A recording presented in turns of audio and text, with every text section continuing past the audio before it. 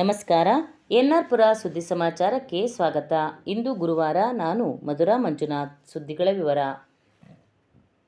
ಸಹಪಠ್ಯ ಚಟುವಟಿಕೆಗಳ ಸ್ಪರ್ಧೆಯಲ್ಲಿ ತಾಲೂಕಿನ ಶಿಕ್ಷಕರಿಗಾಗಿ ಏರ್ಪಡಿಸಿರುವ ವಿವಿಧ ಸ್ಪರ್ಧೆಗಳಿಂದ ಶಿಕ್ಷಕರಲ್ಲಿ ಅಡಗಿರುವ ಸುಪ್ತವಾದ ಪ್ರತಿಭೆ ಅನಾವರಣಗೊಳ್ಳಲಿದೆ ಎಂದು ಕ್ಷೇತ್ರ ಶಿಕ್ಷಣಾಧಿಕಾರಿ ಶಬಾನಾ ಅಂಜುಂ ತಿಳಿಸಿದರು. ಅವರು ಬುಧವಾರ ಕ್ಷೇತ್ರ ಶಿಕ್ಷಣಾಧಿಕಾರಿಗಳ ಕಚೇರಿಯ ಕ್ಷೇತ್ರ ಸಂಪನ್ಮೂಲ ಕೇಂದ್ರದ ಸಭಾಂಗಣದಲ್ಲಿ ನಡೆದ ತಾಲೂಕು ಮಟ್ಟದ ಪ್ರೌಢಶಾಲಾ ಹಾಗೂ ಪ್ರಾಥಮಿಕ ಶಾಲಾ ಶಿಕ್ಷಕರಿಗೆ ಏರ್ಪಡಿಸಿದ್ದ ವಿವಿಧ ಸ್ಪರ್ಧೆಗಳ ಉದ್ಘಾಟನಾ ಕಾರ್ಯಕ್ರಮದ ಅಧ್ಯಕ್ಷತೆ ವಹಿಸಿ ಮಾತನಾಡಿದರು. ಶಿಕ್ಷಣ ಇಲಾಖೆಯಿಂದ ಪ್ರತಿ ವರ್ಷವೂ ಶಿಕ್ಷಕರಿಗಾಗಿ ತಾಲೂಕು ಮಟ್ಟ, ಜಿಲ್ಲಾ ಮಟ್ಟ ಹಾಗೂ ರಾಜ್ಯ ಮಟ್ಟದ ಸ್ಪರ್ಧೆ ನಡೆಸುತ್ತಿದ್ದೇವೆ. ಪ್ರತಿನಿತ್ಯ ಮಕ್ಕಳಿಗೆ ಪಾಠ ಹೇಳುವ ಶಿಕ್ಷಕರಲ್ಲಿ ಹಲವಾರು ಪ್ರತಿಭೆಗಳಿವೆ. ಇಂತಹ ವೇದಿಕೆಗಳಲ್ಲಿ ಶಿಕ್ಷಕರು ಭಾಗವಹಿಸಬೇಕು ಎಂದು ಕರೆ ನೀಡಿದರು. ತಾಲೂಕು ಕನ್ನಡ ಸಾಹಿತ್ಯ ಪರಿಷತ್ ಅಧ್ಯಕ್ಷ ಪೂರ್ಣೇಶ್ ಉದ್ಘಾಟಿಸಿ ಮಾತನಾಡಿ, ಪ್ರತಿನಿತ್ಯ ಮಕ್ಕಳಿಗೆ ಪಾಠ ಹೇಳುವ ಶಿಕ್ಷಕರಿಗೆ ಇಂದು ಸ್ಪರ್ಧೆ ನಡೆಯುತ್ತಿದೆ. ಶಿಕ್ಷಕರು ಎಲ್ಲ ಸ್ಪರ್ಧೆಗಳಲ್ಲೂ ಭಾಗವಹಿಸಬೇಕು. ಮುಂದಿನ ತಿಂಗಳು ಕನ್ನಡ ಸಾಹಿತ್ಯ ಪರಿಷತ್ ಹೋಬಳಿ ಸಮ್ಮೇಳನ ನಡೆಸಲಾಗುವುದು ಎಂದರು. ಶಿಕ್ಷಣ ಸಂಯೋಜಕ ರಂಗಪ್ಪ ಪ್ರಾಸ್ತಾವಿಕವಾಗಿ ಮಾತನಾಡಿದರು. ಭಡ್ತಿ ಮುಖ್ಯೋಪಾಧ್ಯಾಯರ ಸಂಘದ ಅಧ್ಯಕ್ಷ ಅಶೋಕ್, ಹಿರಿಯ ಪತ್ರಕರ್ತ ಎಡೆಗೆರೆ ಮಂಜುನಾಥ್ ಮಾತನಾಡಿದರು.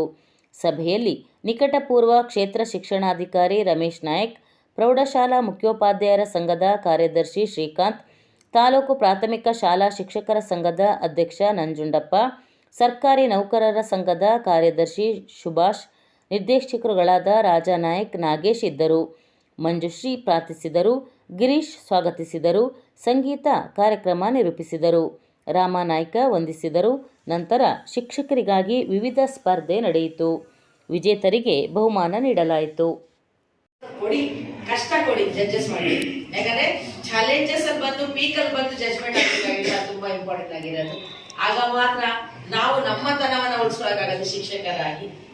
ಪ್ರತಿ ಬಾರಿ, ಈ ಬಾರಿ ಮಾತ್ರ ಅಲ್ಲ, ಪ್ರತಿ ಬಾರಿ ಬರ್ಬೇಕಾದ್ರೆ ಬ್ರಿಂಗ್ ಸಮ್ ನ್ಯೂ ಚಾಲೆಂಜ್. ತೀರ್ಪಿಗೆ ಕರೆದಿದ್ರು, ಪ್ರಬಂಧ ಸ್ಪರ್ಧೆ ಕರೆದಿದ್ರು ಮತ್ತು ಆಶುಭಾಷಣ ಸ್ಪರ್ಧೆಗೆ. ಶಿಕ್ಷಕರು ಅಂದರೆ ಬಹಳ ಒಂದು ತಿಳುವಳಿಕೆ ಇರ್ತಕ್ಕಂಥವ್ರು. ಅವರಿಗೆ ತೀರ್ಪು ಕೊಡೋದು ಸ್ವಲ್ಪ ಕಷ್ಟನೇ. ಆದರೆ ಅದೇಕೋ ಪತ್ರಕರ್ತರು ಅಂತೇಳಿ ನನ್ನೂ ಕರೆದರು. ನಮ್ಮ ಗುಜರಾತ್ ರಾಜ್ಯದ ಅಹಮದಾಬಾದ್ನ ಇಂಡಿಯನ್ ಇನ್ಸ್ಟಿಟ್ಯೂಟ್ ಆಫ್ ಮ್ಯಾನೇಜ್ಮೆಂಟ್ನ FABM ಕೋರ್ಸಿನ ದ್ವಿತೀಯ ವರ್ಷದ 30 ವಿದ್ಯಾರ್ಥಿಗಳು ಪಟ್ಟಣದ ಸಮೀಪದ ಬೈಪಾಸ್ ರಸ್ತೆಯ ಬಗ್ರುವಾನಿಯ ನಾಗರಾಜ್ ಪುರಾಣಿಕ್ ಅವರ ತೋಟಕ್ಕೆ ಬುಧವಾರ ಭೇಟಿ ನೀಡಿ ಕಾಳುಮೆಣಸು, ಕಾಫಿ, ಅಡಿಕೆ ಬೆಳೆಯ ಅಧ್ಯಯನ ನಡೆಸಿ ವೀಕ್ಷಣೆ ನಡೆಸಿದರು. ಈ ಸಂದರ್ಭದಲ್ಲಿ ಆಗಮಿಸಿದ್ದ ದೆಹಲಿಯ ಸುಬೋಧಿ ರಿಸರ್ಚ್ನ ವಿಜ್ಞಾನಿ BC ಸಾಯಿಕುಮಾರ್ ಮಾತನಾಡಿ, ವಿದ್ಯಾರ್ಥಿಗಳಿಗೆ ಕಾಳುಮೆಣಸು, ಕಾಫಿ, ಅಡಕೆಯ ಬಗ್ಗೆ ಮಾಹಿತಿ ನೀಡಲು ಎನ್ಆರ್ಪುರದ ನಾಗರಾಜ್ ಪುರಾಣಿಕ್ ತೋಟಕ್ಕೆ ಬಂದಿದ್ದೇವೆ.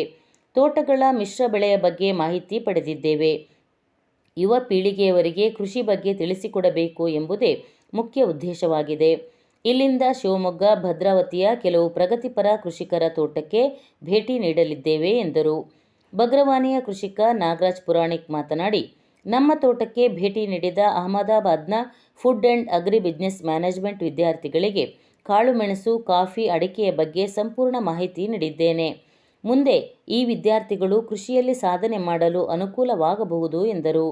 ಈ ಸಂದರ್ಭದಲ್ಲಿ ಅಹಮದಾಬಾದ್ನ ಇಂಡಿಯನ್ ಇನ್ಸ್ಟಿಟ್ಯೂಟ್ ಆಫ್ ಮ್ಯಾನೇಜ್ಮೆಂಟ್ನ ಪ್ರೊಫೆಸರ್ಗಳು, 30 ವಿದ್ಯಾರ್ಥಿಗಳು ಹಾಗೂ ಮಲ್ಟಿಪ್ಲೆಕ್ಸ್ ಕಂಪನಿಯ ಫೀಲ್ಡ್ ಆಫೀಸರ್ ಮಹಾದೇವ್ ಇದ್ದರು.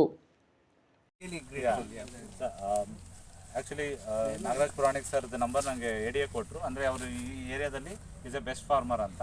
ಸೊ ಇವಾಗ IIM ಅಹಮದಾಬಾದ್ ಸ್ಟೂಡೆಂಟ್ಸ್ಗೆ ತುಂಬ ಟೆಕ್ನಿಕಲ್ ಮಾಹಿತಿನೆಲ್ಲ ಕೊಡ್ತಾ ಇದ್ದಾರೆ, ಇನ್ನೂ ಕೊಡೋದಿದೆ.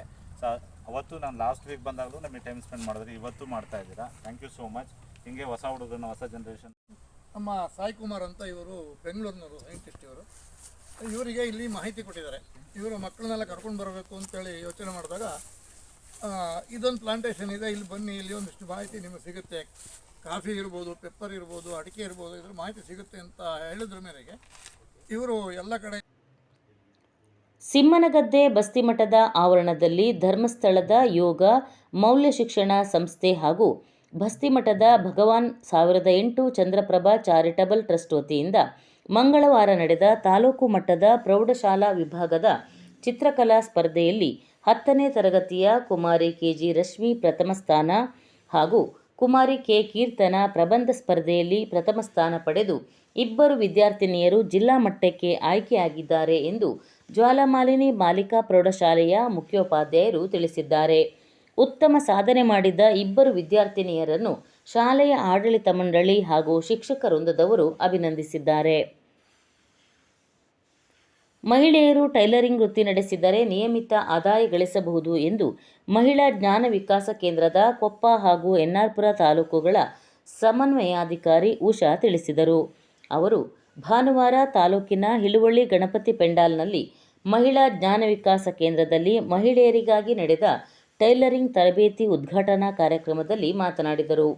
ಮಹಿಳಾ ಸಬಲೀಕರಣಕ್ಕಾಗಿ ಧರ್ಮಸ್ಥಳ ಗ್ರಾಮಾಭಿವೃದ್ಧಿ ಯೋಜನೆಯು ಹಲವಾರು ಕಾರ್ಯಕ್ರಮ ರೂಪಿಸಿದೆ.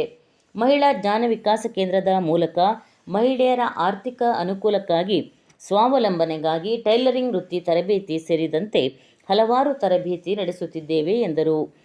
ಧರ್ಮಸ್ಥಳ ಗ್ರಾಮಾಭಿವೃದ್ಧಿ ಯೋಜನೆಯ ಎನ್ನಾರ್ಪುರ ವಲಯ ಮೇಲ್ವಿಚಾರಕಿ ಸುಶೀಲಾ, ಶೌರ್ಯ ವಿಪತ್ತು ಘಟಕದ ಸದಸ್ಯ ಸುಧಾಕರ್ ಮಾತನಾಡಿದರು. ಹಿಳುವಳ್ಳಿ ಗಣಪತಿ ಪೆಂಡಾಲ್ ಸಮಿತಿ ಸದಸ್ಯ ನಿತ್ಯಾನಂದ ಉದ್ಘಾಟಿಸಿದರು.